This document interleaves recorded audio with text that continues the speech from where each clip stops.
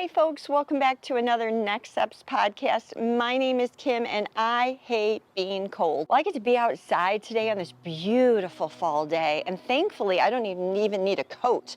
But have you ever been outside in the cold and you don't have a coat? I found this verse in Proverbs, which I don't know if I've even ever seen it before.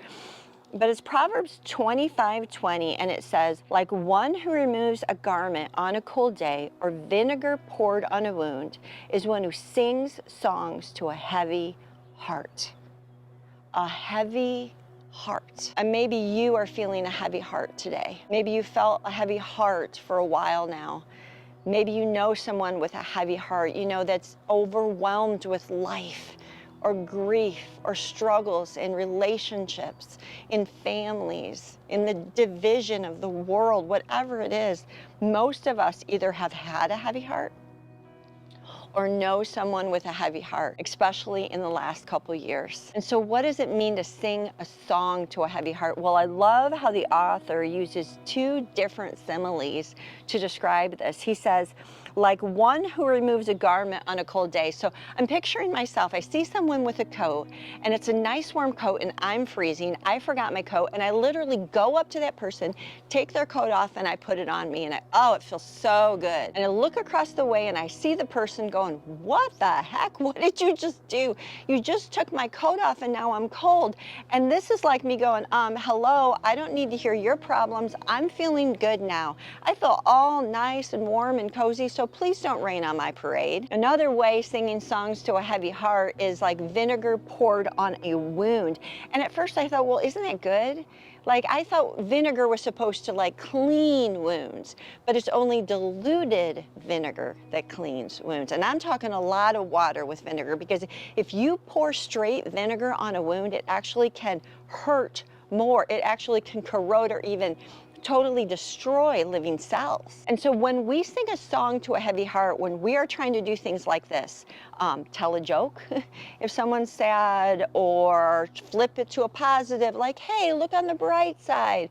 Or sometimes we even try to fix it. It can actually feel worse. It actually can pull a connection apart. You aren't a safe person to that person anymore. That person that's growing through a heavy heart, they may feel alone or even ashamed that they have a heavy heart. They're actually making matters worse. And why do we do this? Well, we do it because we're selfish. And I do this all the time, friends. I don't like to feel pain, so I don't want to feel your pain. And so instinctually, I'll make a joke, or I'll say, well, but look at, you've got this, or you could do this and look at it this way, or I try to fix it. But it makes matters worse. So here's what I want you to do this week. I've got one next step for you. I want you to ask God and the power of His Holy Spirit to help you notice people around you with heavy hearts. And then I want you to ask Him to notice what goes on inside you when you see someone with a heavy heart. Do you want to run away? Do you want to fix it? Do you want to make a joke? Do you want to flip it to a positive? What's your inclination? What do you try to do? Ask the Holy Spirit to do these things in you, and ask Him to help you to take a next step in this way, to see how you can love another person better, and not being like a person who takes a coat off or pours vinegar on a wound. Let's try to love people the right way. And help me out, friends. Share with me what you think of this. You have any questions or how it goes? Because again, I'm not very good at this, and I need some help too.